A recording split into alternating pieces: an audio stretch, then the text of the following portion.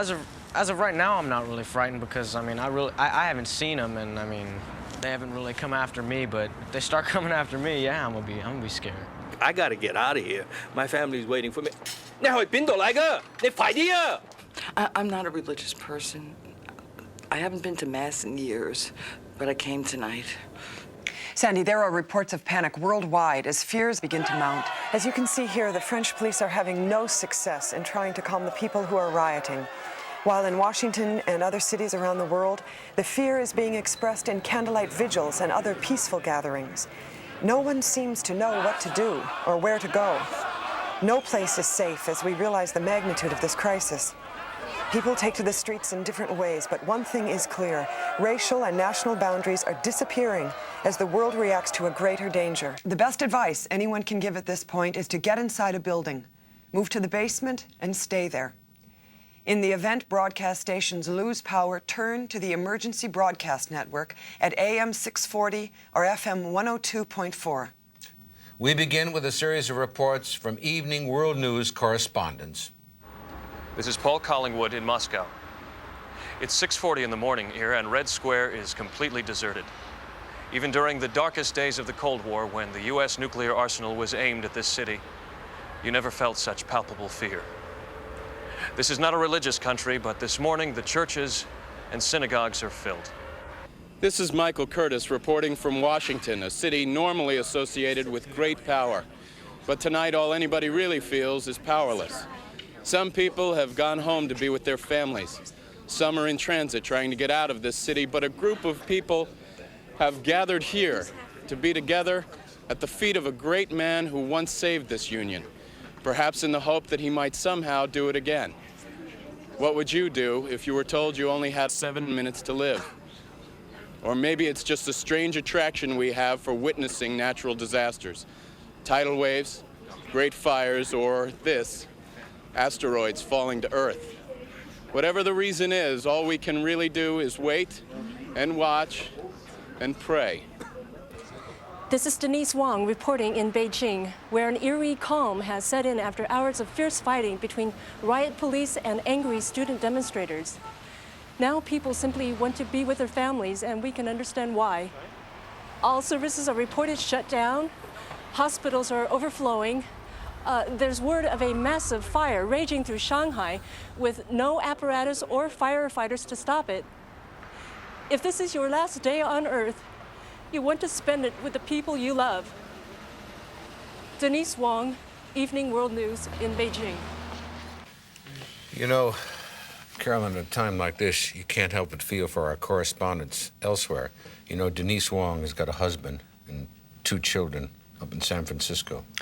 Yes, the threat is imminent, of course, to the cities that we've just mentioned. But if the asteroids hit Earth, as feared, the entire planet will be impacted.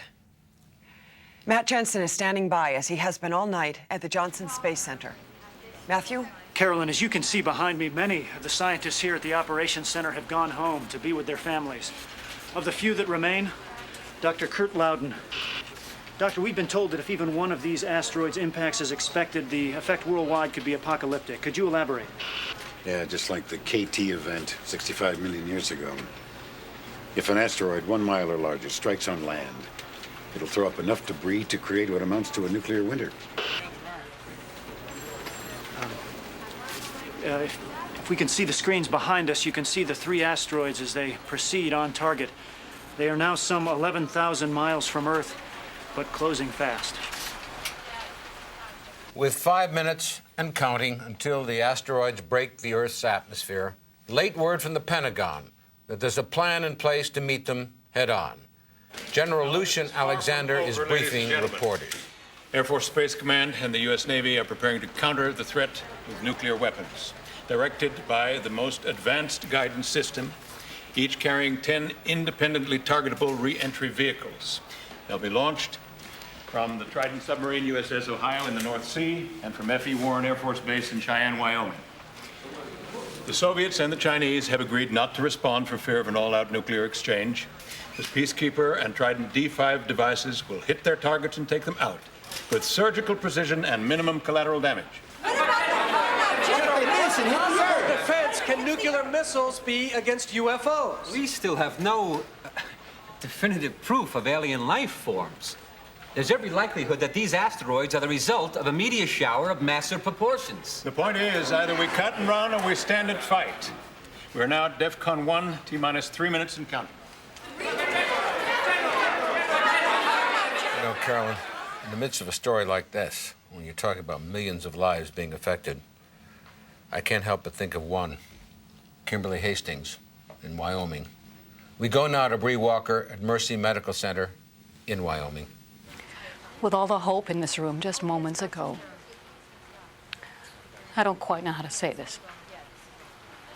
Shortly after we spoke to you, little Kimberly Hastings collapsed and went into cardiac arrest.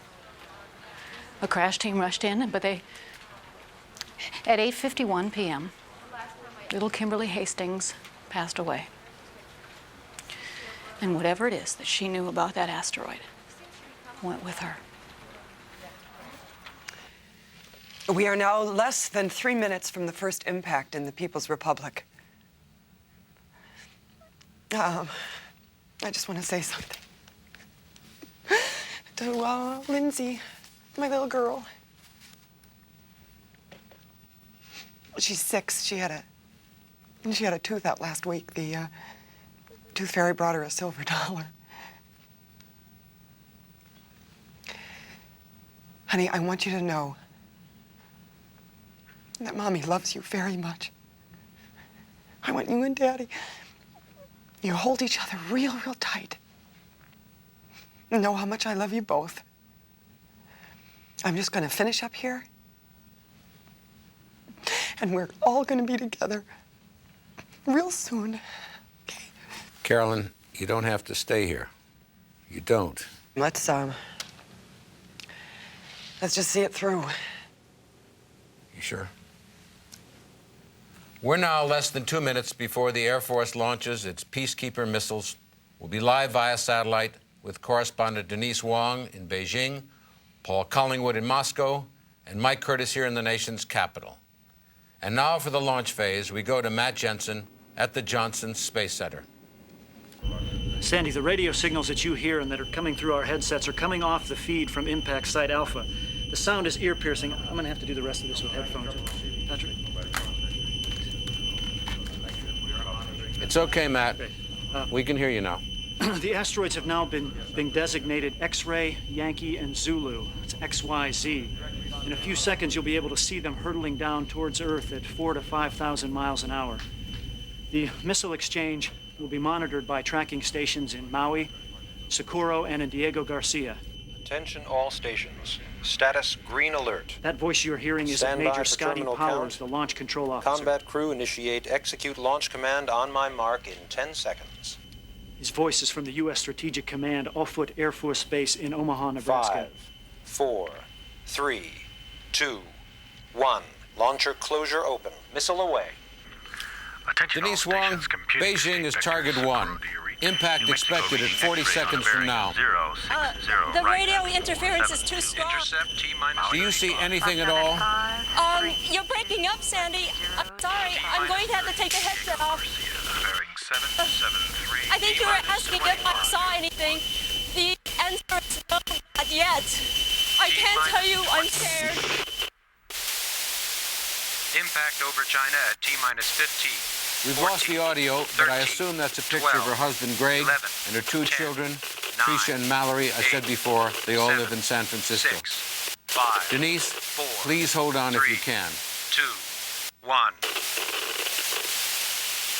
We've lost contact with Denise Wong in Beijing. Matt Jensen, can you tell us the status from where you are? Well, by the cheering behind me, I'm sure you can tell we've had total incineration on X-ray, but it is far from over yet. We believe the first asteroid has been destroyed. We go now to Paul Collingwood in Moscow. Paul, what's it look like where you are? Nothing so far, Sam. Just the same piercing signal in my headset. Sandy, for the record, I'm a 4-year correspondent. And we're all proud of you, Paul, and your colleagues. And tomorrow would have been my 28th birthday. 12, 11, 10, 9, 8, I love you, Mom and Dad. 7, 6, 5, 4, 3, 2, 1.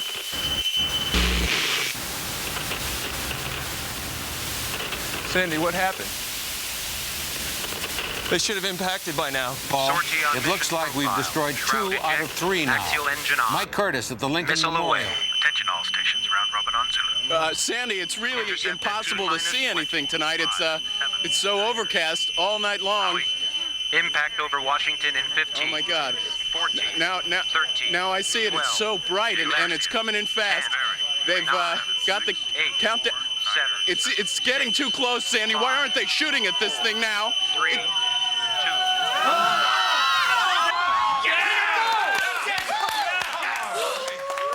Thank God. Thank God.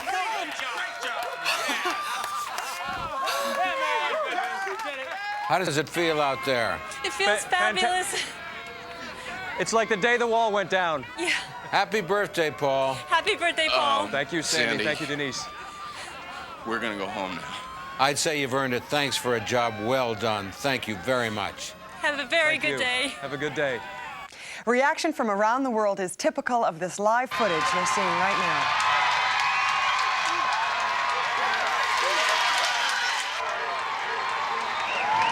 Well, before we sign off, correspondent Warren Olney has some information for us from Goldstone.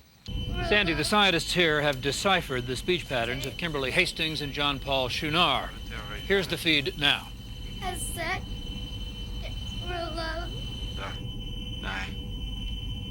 Schwanz. Rotary Jenner.